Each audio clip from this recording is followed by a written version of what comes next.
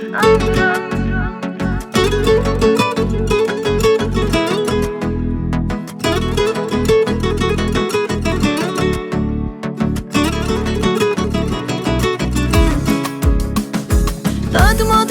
uşaqlığım, gençliğim ey dünyanı. Elimde imkanım ola dayandırardım zamanı. Verməmisən zərrə xeyir, hər dəfə verdin ziyanı ömrüm. Dadmadığım uşaqlığım, gençliğim ey dünyanı. Elimde imkanım ola dayandırardım zamanı. Verməmisən zərrə xeyir, hər dəfə verdin ziyanı ömrüm. Ömrüm, ömrüm əzablarla dolu ömrüm. Qəm istirablarla dolu ömrüm. Hər gün hesablarla dolu ömrüm. Ömrüm, ömrüm əzablarla dolu ömrüm. Qəm istirablarla dolu ömrüm.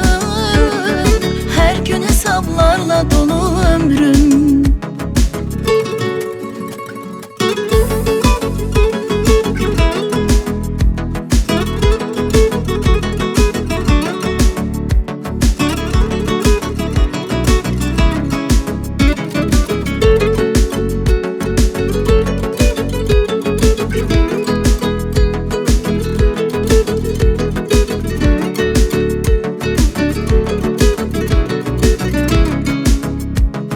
Gördüm işkence zulümlerden, senle geçen güzel hoş illerden. İndi o günlerden eser yoktu. Aktarıram sessiz ölümlerden. Bağla yüreğin kapısın bağla. Dağla yüreğin yarısın dağla. Gelme devrim üstə rahatlık ver. Karışmasın gözyaşı torpağla. Bağla yüreğin kapısın bağla. Dağla yüreğin yarısın dağla. Gelme devrim üstə rahatlık ver. Karışmasın gözyaşı torpağla. Karışmasın gözyaşı torpağla. Ömrüm, ömrüm əzablarla dolu ömrüm.